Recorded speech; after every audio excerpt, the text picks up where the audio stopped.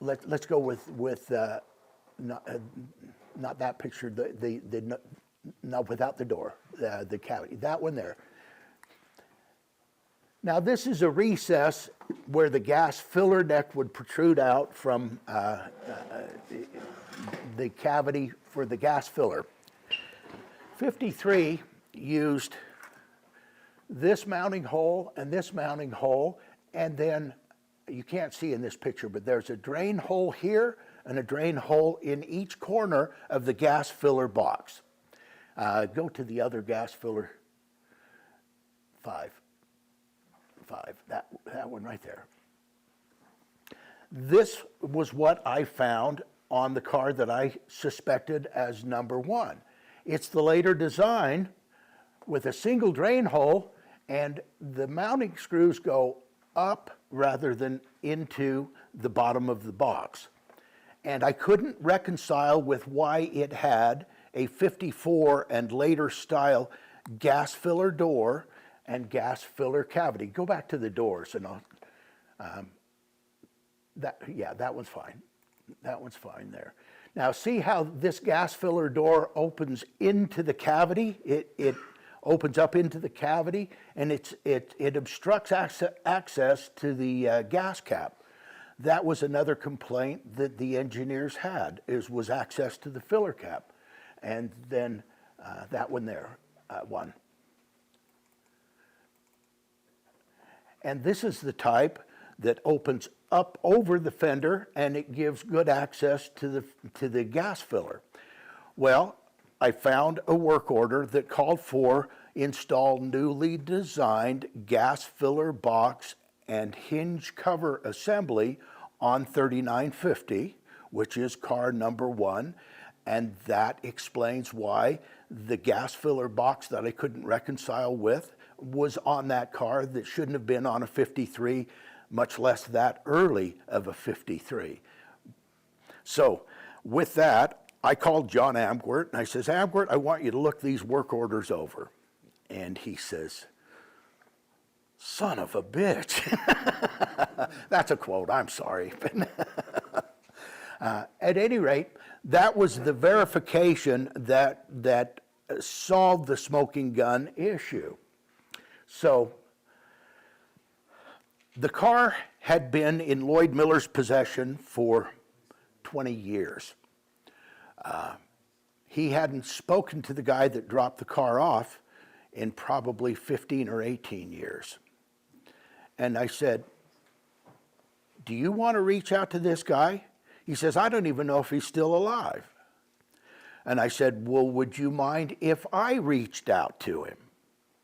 And he said, no, go ahead, good luck. He says, one guy tried to get with him and he wouldn't talk to anybody. Well, I like a pig in a poke, I called the man. And I said, you left a car at Lloyd Miller's shop a long time ago. I said, I like these cars. I have a lot of these cars, and I would like to try and get you inspired to moving forward again on the car, because the car deserves to be done up. I said, I think I could help you with all the necessary components to get the project underway and get it put together. And he says, first of all, when I said, the car you left at Lloyd Miller's, he says, is Lloyd still alive? And I said, yeah, he's still alive. Lloyd was wondering if you were still alive. And at any rate, I felt like at that point, he'd already written the car off. How do you leave a car for the better part of 20 years and never even check on it? At any rate, I said, I'd like to get you inspired about moving forward on this car. It deserves to be looked into and finished up, determine what it is. I said, you haven't been able to prove that it's number 2, but let's get to work on it and see if we can prove what it is. And he says, and he just kind of hummed and hawed. And I said, well, the other side of that coin, if you are willing to relinquish the stewardship of this car and consider parting with it, I'd like a shot at it. And he says, I think I would sell the car. And so I says, well, be thinking of a number. We've got to start somewhere. And he started all right. We were hundreds of thousands of dollars apart on the opener. I said, I've got to look into this with Lloyd, because there's delinquent bills that need to be caught up with on work that was performed on the car, much less the storage. And he says, well, he says, will you do me a favor and be the go-between? He says, I'm ashamed for not having gotten with him, and it's almost embarrassing to even reach out to him. So if you would talk with him. I said, oh, I guess I could do that.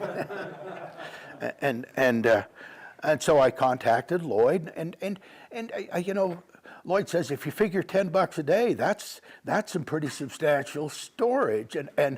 And I called the other guy back, and I says, you know, Lloyd didn't give me a total number, but I kind of quickly did the math on it, and at $10 a day, that's over 50 grand for storage. And he says, oh, well, that's ridiculous. I says, well, the numbers you threw out at me kind of fall that category too. But with a little negotiating back and forth, I made a deal, and I bought 53 Corvette 3950, production car number 1. I own it. I've been keeping a lid on it. I got the paperwork processed and a title issued, and I have the title to the car finally, and a certain comfort level. I reached out to a friend of mine at the federal government that has access to any and all information, and I said, I'd like you to check a VIN number for me. And he says, Corey, that's 53 Corvette number 1. And I said, yeah, I'm aware of that. He says, well, I'm not supposed to be doing this, so just bear with me. But he called me a few days later, and he says, there is no stolen history report anywhere on the car. He says, and in a different category of court cases, there has never been a court issue with the VIN number of your car. He said, I checked the MSO, the manufacturer statement of origin of the car, and he said it was not triggered by a dealer. It was in fact triggered by the manufacturer, and it went to the manufacturer, just so you know. And that certainly falls into the parameters of what you would hope to find, and I just left well enough alone on that. And if he comes up with anything more, I'm sure he'll share it with me and provide it to me.